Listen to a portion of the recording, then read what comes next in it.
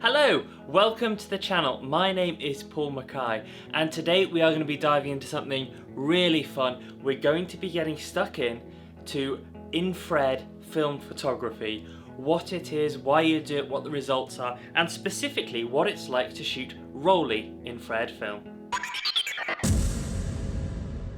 Quick one before we get started, if you like film photography and want to see more videos like this one, film reviews, tips and tricks, that kind of thing, then please do make sure you're subscribed to our channel and notifications are turned on. Thank you so much.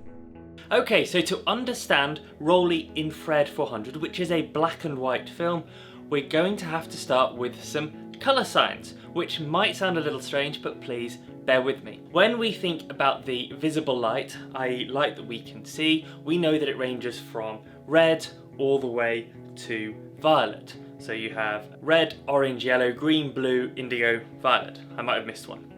Apologies to the colours that I've missed. That is the visible spectrum, and as you go across it, the only difference from a light point of view is different wavelengths. Our eyes pick it up as different colours, our brains process it, that's how we see colour. But that is purely based on the human eye and the human perception. If a dog or a bird were to draw the visible spectrum, they might push it a bit more to one way or a bit more to the other, because there is light that continues to be around us, emitted from the sun, reflected off things around us, beyond what our eyes can pick up.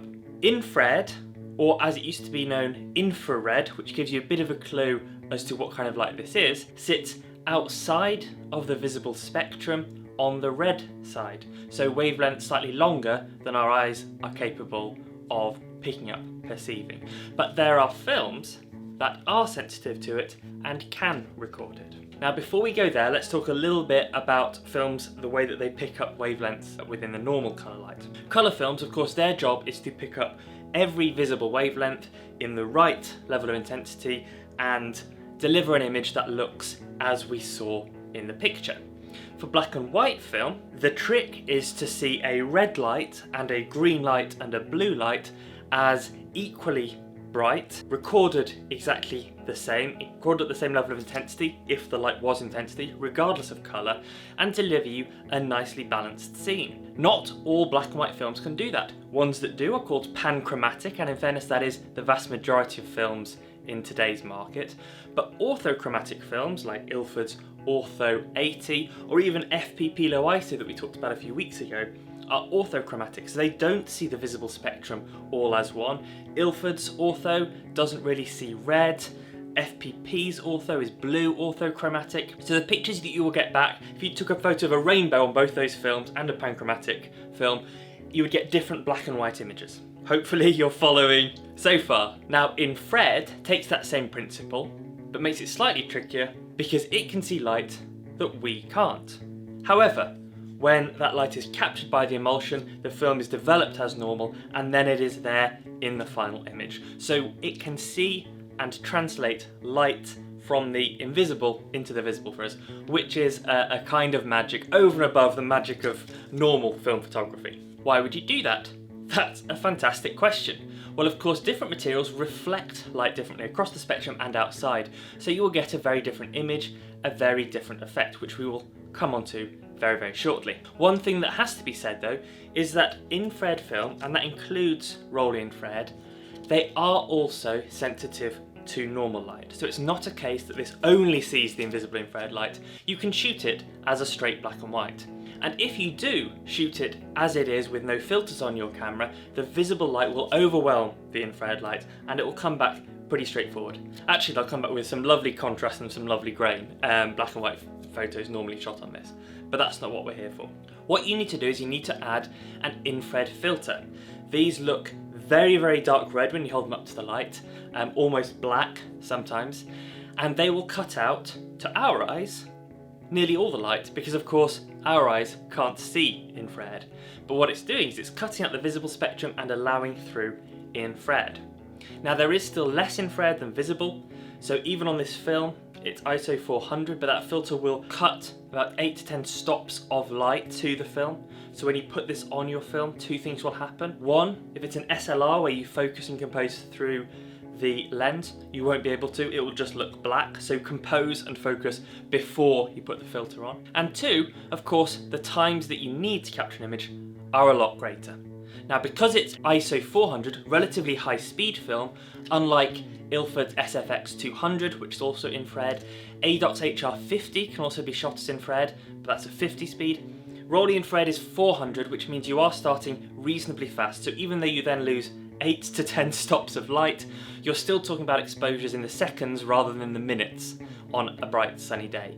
Reciprocity failure is something else to bear in mind, but again, Rollei Infrared has very good reciprocity. What that means, normally with films, when you get a shutter speed that's past a few seconds, you start needing to add on a significant amount of time because that relationship between shutter, ISO and aperture starts to break down after a certain amount of time. This isn't too bad, so as long as you're shooting in a matter of seconds, you give it another couple of seconds, general rule of thumb, and it will be absolutely fine, not underexposed.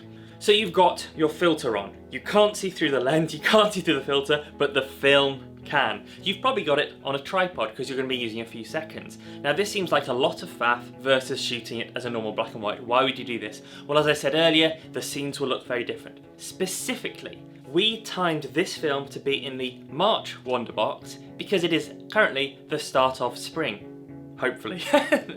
I'm seeing some daffodils and some blossoms, hopefully you guys are too. Because foliage, leaves of trees, grass, bushes, all of the greenery you see in the countryside, that reflects a lot of infrared light. Bright blue skies don't emit a lot of infrared light. Clouds come up lovely and white. So what does this mean? This means that if you take a landscape, and you'll be seeing some as we cycle through them, you take a landscape photo that has some trees with new leaves, has some flowers, has a bright blue sky and clouds, the sky will be darkened, the leaves will be brightened, and you'll get this gorgeous ghostly image, especially if you add an old church or a building as a bit of contrast. And if you get a bit of motion blur from the long shutter speed, it can look incredibly evocative, very atmospheric indeed. You can also take portraits. Now I do warn you, they can look a little bit creepy because faces are not designed to be seen by evolution under infrared light, almost by definition. So people will not look quite the same. Eyes can look a bit creepy, skin and hair texture start to look a little bit smooth, a little bit alien. But it's a wonderful image and I do encourage you to experiment with it just for fun and to freak out people if you so wish. So there we go. We have done a whistle-stop tour of colour theory and infrared film. Please do ask any questions either below in the comments or ping me, Analogue Wonderland, through our Instagram or Twitter if you have any questions or concerns as you go to shoot this film. Wonderbox subscribers, please do support each other in the Facebook group or in the comments below. If you have questions, then please ask them. People who have shot this before, it's not as scary as it may sound, it's not as intimidating as it may sound. It requires a few extra bits and bobs. By the way, if you don't have an infrared filter, you can get away with using things like red cellophane, craft materials. It won't be as clean, you won't get that beautiful uncrumpled look over your lens, but I also appreciate that this might be an extra expense at the moment, so please do experiment. There are lots of homemade ways you can sort of craft up a bit of an infrared filter at home. But please do ask any questions, please do drop down below any of your own images, Flickr albums, etc. if you've taken some great infrared photos before. It really is wonderful inspiration. I'm really excited to see what you guys create. Personally, I am going to aim this at some daffodils and some spring flowers. I think that might be really interesting. When I'm recording this, it's very grey and miserable, but I'm hoping for some sun next week or the week after that will really bring this whole thing to life. Thank you so much, that was it. Please do let me know, as I say, any comments, any questions. Otherwise, I am really excited to see what you guys create. If you do want to shoot this as a straight black and white, as John has done one of the samples I'll show you now, then it is a gorgeous contrast, gorgeous grain film. If you don't want to go down that infrared rabbit hole, then this is still a fantastic black and white film. But if you can, then please do, because it is going to be worth it. You will create some truly unique images to add to your portfolio. Thank you very much. I hope to see you again soon.